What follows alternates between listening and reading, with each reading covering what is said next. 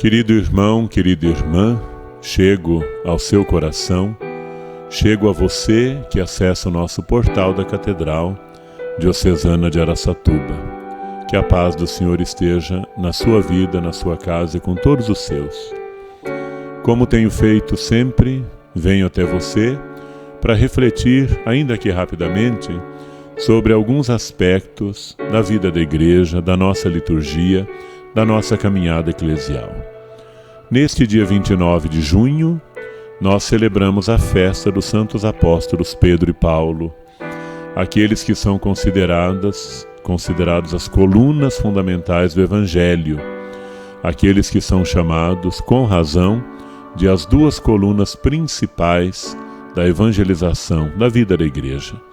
É claro que os 12 apóstolos são as colunas da pregação do Evangelho, mas Pedro e Paulo figuram como colunas especiais, pessoas especiais, por causa da missão particular de cada um. Pedro, o primeiro, Simão, que se torna Pedro, pedra, que assume a responsabilidade de conduzir o rebanho em nome de Cristo. E Paulo, o doutor das gentes, o doutor das nações, aquele que entende desde cedo que o Evangelho é para todos os que buscam o Senhor de coração sincero.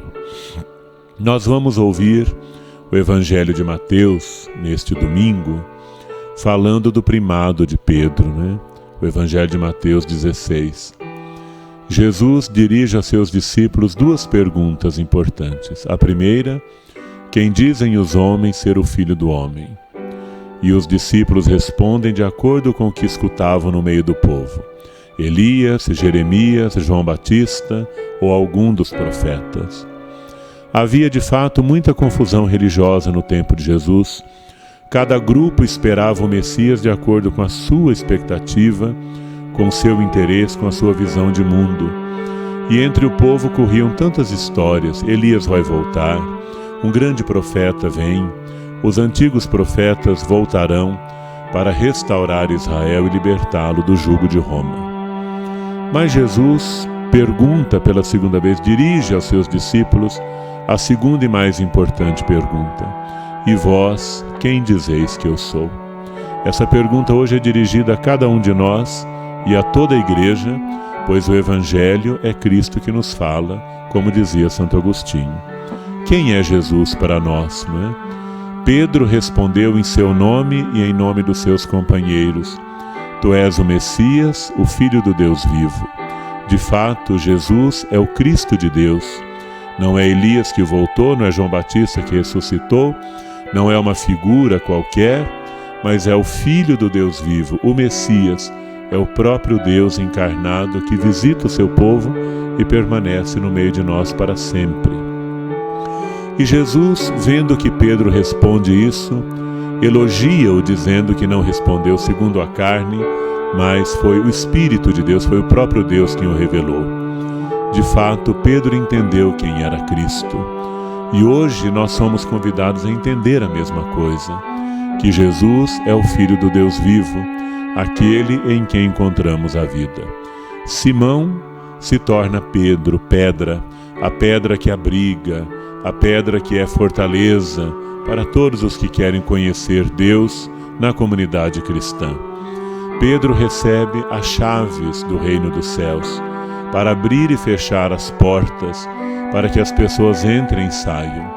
Pedro não recebe as chaves por ser o dono da casa, mas por ser aquele em quem Jesus depositou toda a sua confiança. Pedro é o administrador, é o pastor que age em nome do único pastor. Lembrando aqui Orígenes, Santo Agostinho, a pedra sobre a qual a Igreja foi instituída é o próprio Cristo. Ele é a pedra fundamental. Por isso Simão é chamado de pedra, porque da sua boca sai esta verdade: Tu és o Messias, o Filho do Deus vivo. Então a Igreja é instituída sobre o Cristo, o Filho do Deus vivo. E Pedro é o anunciador dessa realidade e por isso se torna uma pedra importante. E nós hoje somos convidados a rezar pelo Papa. Hoje é o dia do Papa.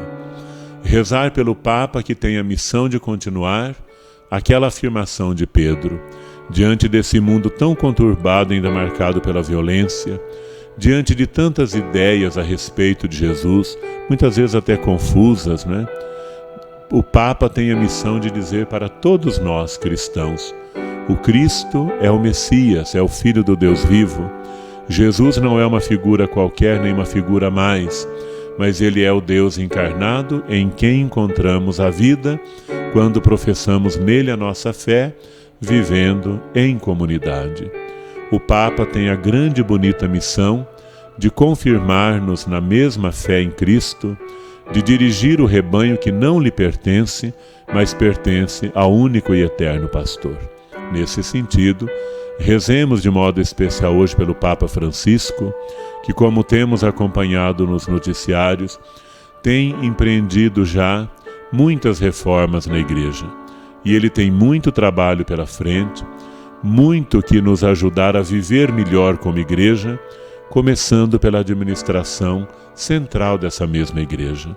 O Papa, com certeza, tem um interesse muito grande de ajudar a Igreja a ser melhor, a ser mais simples, mais acolhedora, como é a missão de Pedro, a pedra, a rocha que abriga e faz com que as pessoas se sintam em casa, entrem e saiam com tranquilidade em torno do Cristo Jesus. Rezemos pelo Papa Francisco, para que no seu despojamento, na sua simplicidade e na sua coragem de começar a mexer em algumas coisas, principalmente na administração material da Igreja, ele seja abençoado e fortalecido pelo Espírito de Deus. Pensemos também na figura do apóstolo Paulo. Nesta liturgia do dia de São Pedro e São Paulo, nós ouvimos um trechinho tão bonito da segunda carta a Timóteo, em que Paulo faz um balanço da sua vida, o seu testamento espiritual, e bendiz e louva a Deus por ter podido combater o bom combate e guardar a fé, e porque o Senhor esteve sempre ao seu lado. E olhem que Paulo sofreu naufrágio, frio, fome, incompreensões, calúnias, foi expulso de tantos lugares, e mesmo assim, já preso em Roma, no fim da sua vida, ele bendiz a Deus que esteve sempre ao seu lado e o libertou dos perigos da boca do leão, como ele diz. Animados, então, pelos exemplos de São Pedro e São Paulo, desejando ser igreja cada vez mais em torno do Papa Francisco, inspirados por Paulo, sejamos grandes evangelizadores, vivendo a comunhão, a fidelidade à sã doutrina, aquilo que é de fato doutrina da Igreja, que tem seu conteúdo inspirado no Evangelho, na Palavra e na verdadeira tradição. Vamos continuar firmes, evangelizando e dando nosso grande testemunho de fé.